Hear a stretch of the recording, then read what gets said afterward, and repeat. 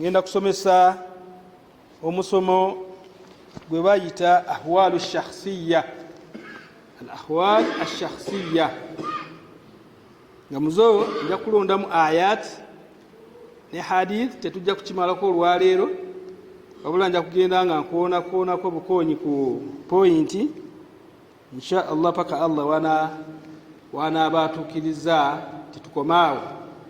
Allah subhanahu wa ta'ala yagamba surati Nisa, ya ayuha nnasu ttaquu rabbakum alladhi khalaqakum min nafsin wahida wa khalaqa minha zawjaha wa batha minhuma rijalan kathiran wa nisaa. Allah agamba nti abange mmwe abantu tutye Allah subhanahu wa ta'ala, tutye Allah waffe subhanahu wa ta'ala.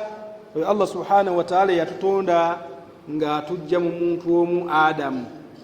Mu Adamu omwo najjamu Hawa, mu Hawa omwo najjamu abantu bangi, abasajja bangi n'abakyala bangi. Nabwe kityo nti tetusobola kubeera nti mu gitama eno ebeerawo okujjaku nga tumaze kuwasanganya. Oli waawasa n'oli n'awasa olunga mu gitama ekula, society ng'ekula. Naye tubanga tetuwasizza, society tesobola kubeera nti ekula. Era Allah subhanahu wa ta'ala n'agenda mu maaso n'ayogera mu aya endala n'agamba nti wa min ayatihi an khalaqa lakum min anfusikum azwaja wa ja'ala bainakum mawaddatan wa rahma. Allah subhanahu wa ta'ala atukolera abakyala bano n'atuteerawo litaskunu ilaiha, tubeerenga tutebenkeera ku bakyala abo. Era n'atubera nti waja'ala bainakum mawaddatan wa rahma, n'ateekawo wakati wo ne mukyalawo almawadda wa rahma, okwagalana n'okubeera nti tusaasiragana. Yani Allah n'ateekawo wakati waffe laavu. Makulu nti oteekeddwa okubeera nti olaga mukyalawo laavu ebbanga ly'omalanga y'omukyala gye weerondera n'otuuka okubeera nti obeera naye. Hadisi era Allah subhanahu wa ta'ala agamba min kulli shay'in khalaqna zawjayn la'allakum tadhakkarun.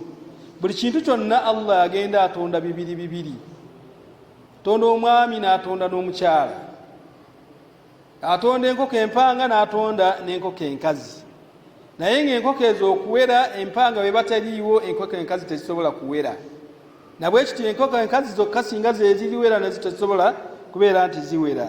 Kyova olaba nti subhanahu wa ta'ala okubeera nti atutonda nga n'atonda bibiri bibiri, Allah ayinamu hikima tusobole okubeera nti twala mu nsi ya Allah subhanahu wa ta'ala.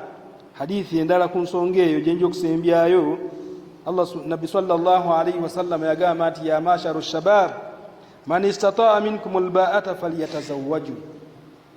Muntu alina obusobozi, bavubukamwe abali wano muwase Allah subhanahu wa ta'ala alyoka abateere baraka mu mirimu gyammwe gye mukola. Naye ebbanga ly'omala nga towasizza, okisooka ofulumya kinene nnyo, ofulumya kinene nnyo ebbanga ly'omala nga towasizza. Olwaleero nze wenkozesa omutwalo, omuntu atali mufumba akozesa emitwalo ebiri. Lwaki? Aba teyeefiirayo. Nabwe kityo nti tuwase bavubukamwe. Nabbi sallallahu alayhi wa sallam bagamba nti ya masharu shabab man istata'a minkum alba'ata falyatazawwaju. Ayina obusobozi abeere nti akola ki? Nti awasa. Insha Allah tugenda kutunulirako ku nsonga ezo. Aya zitumala ne hadisi zitumala. Umar olagawa hadisi zitumala ne aya zitumala okubeera nti tutegeera omusomo gwe tugendako. Al-umuru allati yajibu an tara'i fihi kabla ziwaj. Nga tonnaba kuwasa tuyina ebintu bye tusaanidde okubeera nti tutunuulira nga tonnaba kubeera nti tuwasa. Ebintu bino omukyala ateekeddwa okubeera nti abitunuulira nga tannaba kufumbirwa, n'omusajja naye ateekeddwa okubeera nti atunuulira ensonga zino nga tannaba kubeera nti awasa omukyala gy'agenda okubeera nti awasa.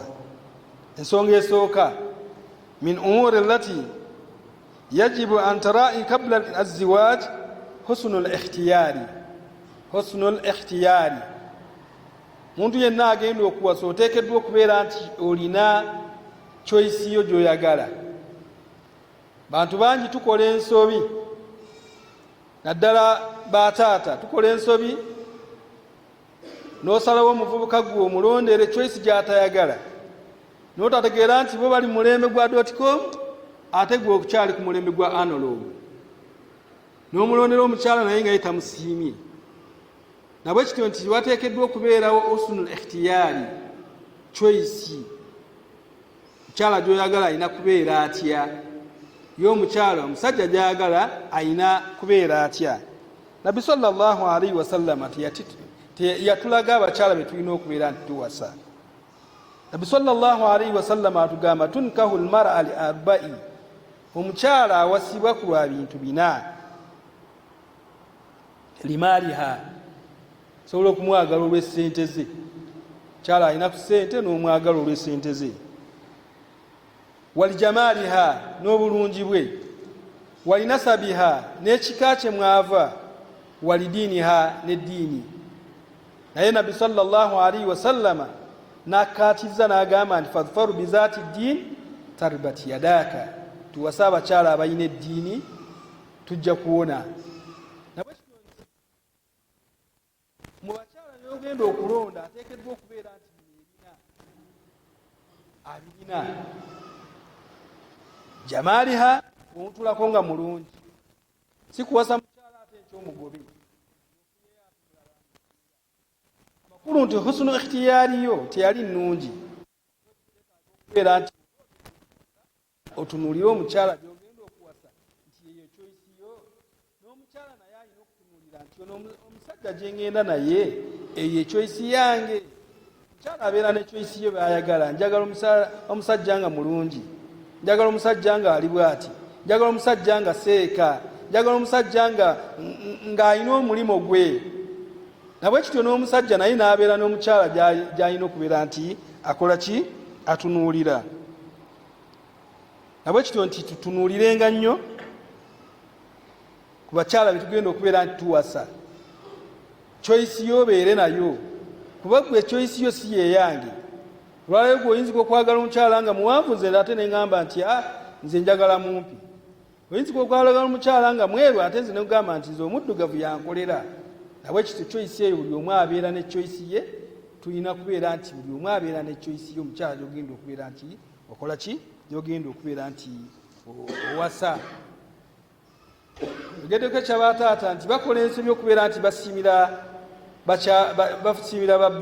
batabanyi baabwe, ne babasiimira abawala. Olw'okubanga oli taata w'omuwala munyumya naye, n'okako omulenzi awasa omuwala oyo, mutuufu ajja kumuwasa nga naye akutiiririra, naye ajja kumala naye emyezi 2 baawukane. Lwaki?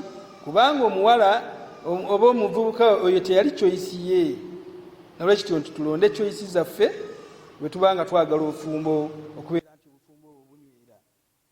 Ate choice bwe tubanga tulonda tetutunuulira butunuulizi taata na maama, oba tetunuulira mukyala yekka gy'olina okutunuulirako.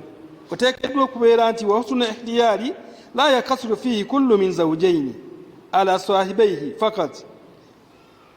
Bwe tubanga otunuulira choice gy'ogenda okulonda, muwala gy'ogenda okuwasa, totunuulira muwala oyo yekka, olina okutunuulira ne ku taata amuzaala, otunuulire ne ku maama amuzaala. Ayinzika okubeera nga maama amuzaala imraati su'a, kyala nga talina mpisa. Maama w'omuwala gy'ogenda okuwasa nga talina mpisa, ate gwe otwala omuwala oyo n'olw'ensonga nti gwe wamulabako obulungi, wamulabako nti wa ddiini, naye taata we ali atya oba maama we ali atya.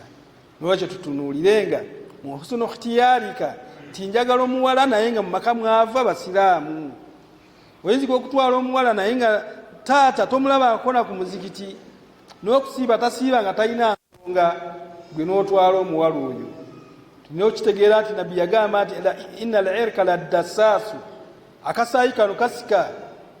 Maka bwe gaba nga tegaliimu ddiini, kitegeere nti naawe abaana b'onaazaala bajja kusikira akasaayi kabajjajjaabwe. Tegeere nti ogenda okwesanga ng'okusiiba kutuuse ng'ogwana gukulu naye nga tegukola ki? Tegusiiba. Lwaki? kyavira ddala ku bajjajjaabe gye wawasa. N'olwekyo tunuulira choice yo gy'oyagala, tunuulire omuwala gy'oyagala, otunuulire n'amaka omuwala gy'ogenda okubeera nti omujja. فمن الآباء من يعتبر رؤية الخاتب لابنتهم عيبا كبيرا. eyefiirayo atafaayo n'aba nti ye yayagala okubeera nti afunira omukyala, afunira omwana w'obulenzi n'amufunira omusajja. Hadha musannifu yakuno nti hadha aibul kabira, ako nno kamogo k'amaanyi bataata ke bakola, kubeera nti yafunira omulenzi n'amufunira omuwala agenda okubeera nti amuwasa, ate era n'asalawo n'amusiimira. Kirungi omufunire naye ate okusiima okulekerwa bayina omulenzi n'omuwala bamale okubeera nti basiimagana. Naye olwaleero n'omufunira ate n'oyagala obeere nti okola omusiimira. N'olwekyo nti kamogo k'amaanyi nnyo ketusaanidde okubeera nti bataata tukatunulamu nti omulenzi tetumukaka kubeera nti awasa mukyalo oyo yadde gwe omulabidde. Oba omulabidde agende yamulabeko, naye ate tomukaka kubeera nti amuwasa, kuba oyinzika omulabira naye nga tali mu choice ye gy'ayagala. N'omuwala naye bw'atyo oyinzika omulabira omulenzi naye ng'omulenzi gy'omulabidde si ye choice ye. N'olwekyo tukitunuulire nnyo. Husnul ikhtiyari ye number 1. Number 2, ru'yatul khatib al-makhtuba. N'ensonga omuntu ayagala okuwasa nazo ozitunuulira nnyo. Esooka tugambye husnul ikhtiyari, okubeera ne choice yo gy'oyagala. Ekyokubiri, ru'yatul khatib al-makhtubatuhu, kubeera nti omuntu ayogereza alaba kwoyo gy'ayogereza.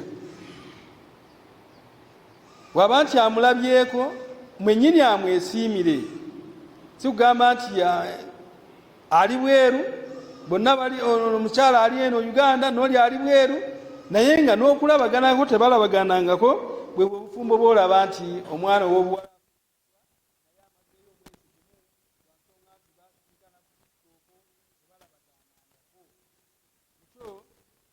tujijja wa Nabi sallallahu alayhi wa sallama.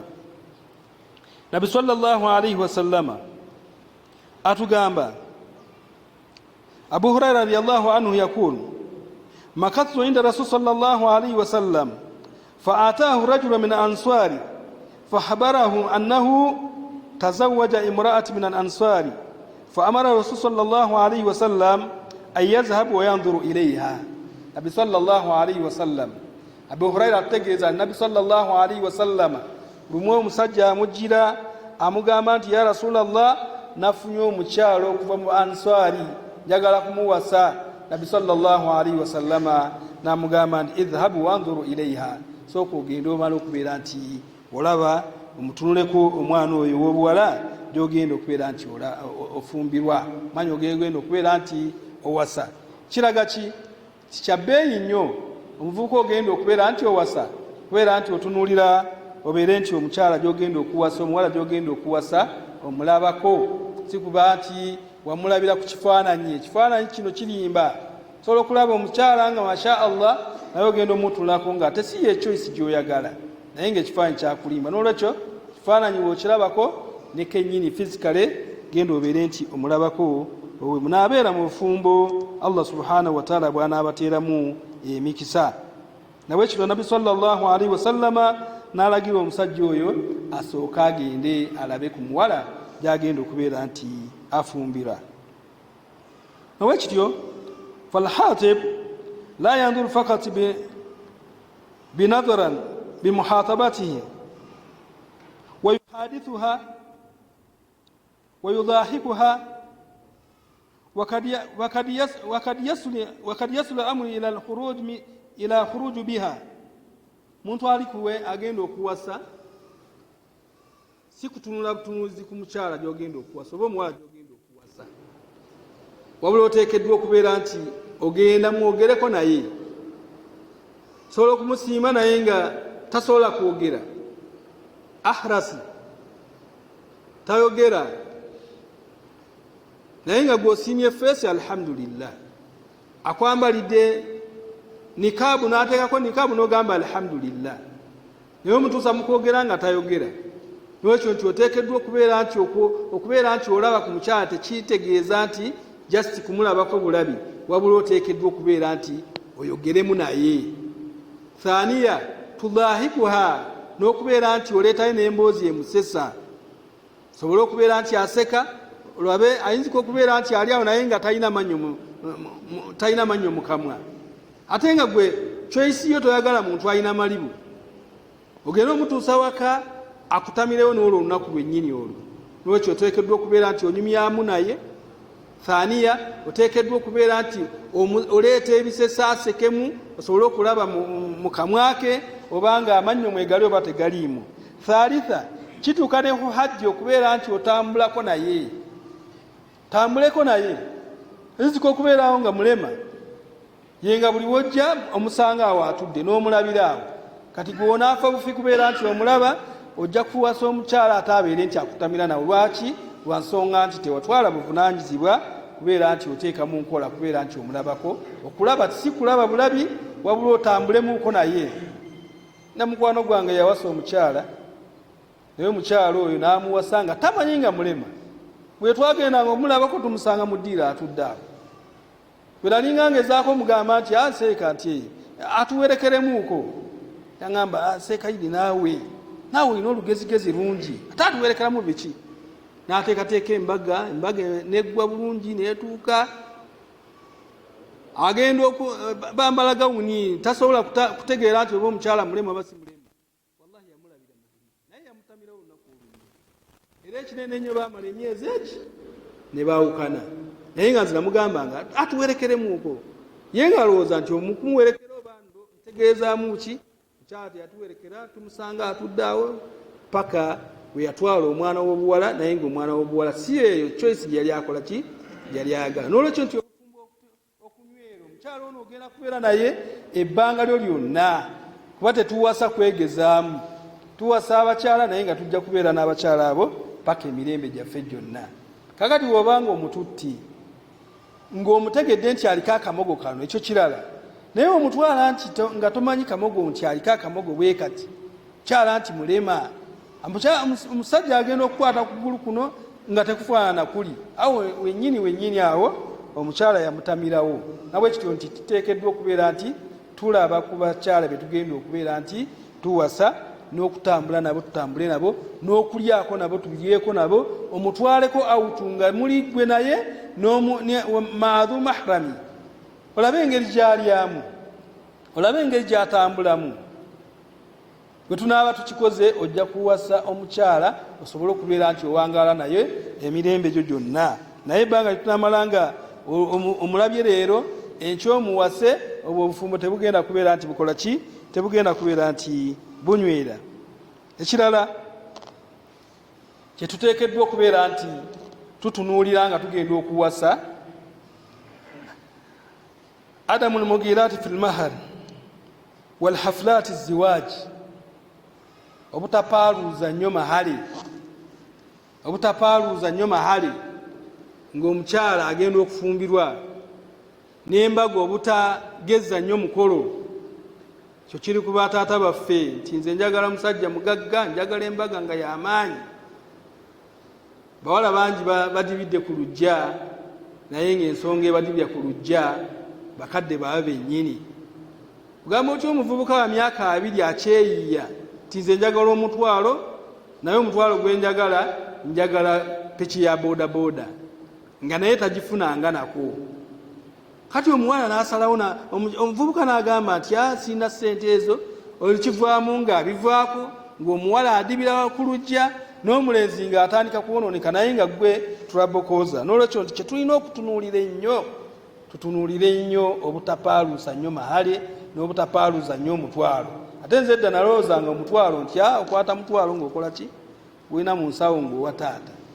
Yakusaba mutwalo naye ng'ate ategeezaamu bodaboda. Akusaba mutwalo naye ng'ategeezaamu nti ompe umula gy'omuwa naye nga naawe togikolanga. Ye mu myaka gye gy'amaze tagikolanga.